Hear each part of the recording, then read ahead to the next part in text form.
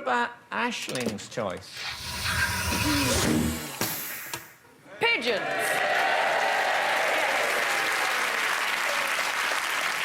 Frankly, Frank, I've had enough of these disease-riddled rats of the sky. Yes, thank you. Bit of solidarity there. We've just let them roam around, owning the streets of our cities for far too long, and I don't know why. What do? They're obsolete now. Everyone sends text messages, unlike back in the old days when you used to attach, you know, a bit of paper to their legs. And I think that's what it is. I think that's why British people let them stay around so long, is because of all the hard work they did during the war. But, you know, you don't see other veterans going around Trafalgar Square pooing on the monument. So I don't see why we should allow pigeons. And, you know, they just sort of, there's an arrogance about them. They're like the aggressive sort of man in a pub being like, no, you move. You know, they're like, I just don't like them anymore. First of all, they are, I think, an important source of exercise for toddlers. I have a 3-year-old, he will chase a pigeon 1.5 miles. He'll run so far, he'll vomit, and then, of course, the pigeon will sort that out.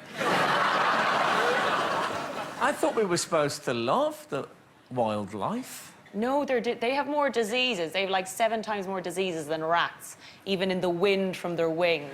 This might change your mind. We have a woman in Liverpool, an artist called Kerry Morrison, laid out a sheet of musical manuscript with empty staves on it. There it is, look. Ready for musical notes. Oh. And then pigeons naturally put notes on the... I'm not making this up. This was an artistic experiment. And we got to... Look. That's E. She waited till it was covered.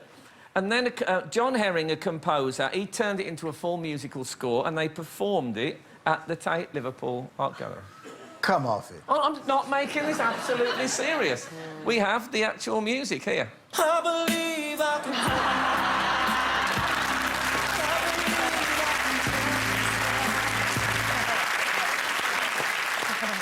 I made that last bit up. It's completely true. This is the real pigeon music. This is taking the notes that were dropped onto the thing and turning them into music.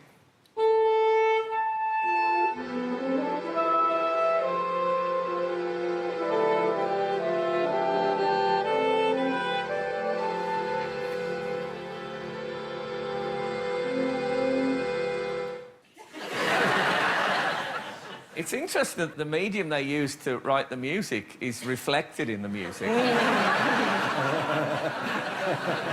And they actually performed that at the Tate.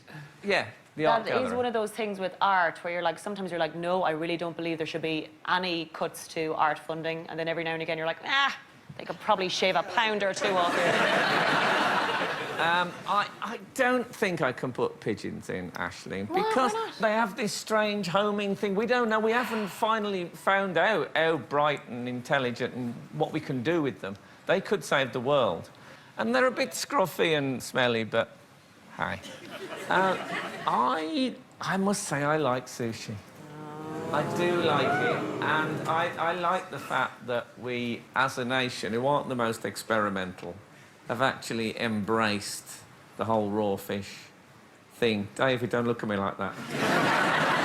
OK, this is a real tough one, but I'm going to put queuing into room 101. Oh, thanks.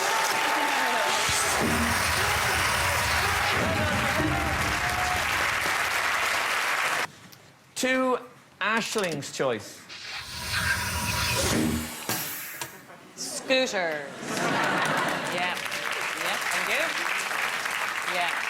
I think we've one here, so I can show you what I mean. Where's the one? Do we have a scooter? Oh, we do. There's one here so, if you'd like. Are you going to... Yeah, actually... this is my problem with Please them. be careful. Yeah, there it is under that. So I just feel like we don't know the risks of them yet for children. And, you know, like with mobile phones, there's been no science done yet on, like, children who are just using one leg all the time to get around. And what's going to happen is all the muscles will go in their other leg, and then they'll only have one good leg to use. And I think, like, in 20 years' time, time. They're going to have to, like, develop new trousers that have, like, one good leg and then one, you know, and there'll be adults who can just walk around in one circle for that. And it's like, and then you see, my least favourite thing is the children, like lazy children, who have annoyed their parents so much that they've given up, and they just stand there. David, come here for a second. So I'm the child, and I've given up, so you just pull me along at this stage. I do this regularly. Yeah. Come on. That drives me nuts. Yeah. You know? And you see these, it's just sad dads walking with two scooters, and they're awful. And yeah, the worst is adults on those things. It's just get a bike. Well, I had a scooter for much of my childhood. One of those? Well, it was a thing called a triang scooter, big white wheels on it, and it changed my life because I still, to this day, can't ride a bike. I find them a bit too high. And I hadn't quite got the self-belief. But this thing was sufficiently low to the ground that I felt confident on a scooter. This was the 70s. I had shoes that were higher than the scooter.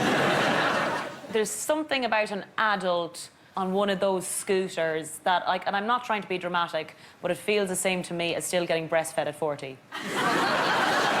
Does it not bother you that lots and lots of children really, really love these scooters? Yes, because I feel like we're creating a generation of crazy children who just don't know to, like, walk places or cycle bikes. They could end up becoming stand-up comedians, not get a real job. So, look, I have one last try at winning you over to the scooter. This man is the current world scooter champion and the first ever British world scooter champion. So please welcome Jordan Clark.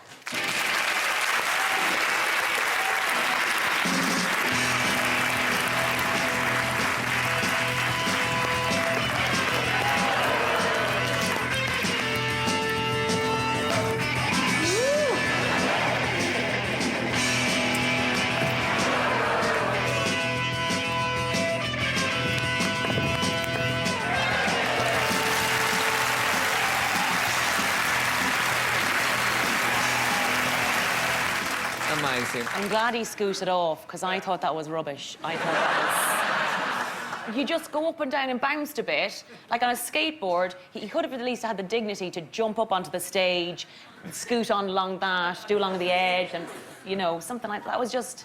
You know he's absolutely in bits now backstage. Oh, I'm sorry, Jordan. Well, it's, you know... His severed head now will roll on a scooter. So, I'm not going to put scooters in. How am I going to get my son to school? Walking on his legs. He hates that. And lateness, you know what? You really won me over with lateness, but then I think you started to change I know. your Well, mind. I started to think it was probably more my problem than others, really. But, but I have it as well, and you're right. It might do us good, hadn't it, to just loosen up a bit and not worry about these things. Yeah. And all those guys, those late guys are going to live for a very long time. They're even going to be late dying. Yeah, exactly.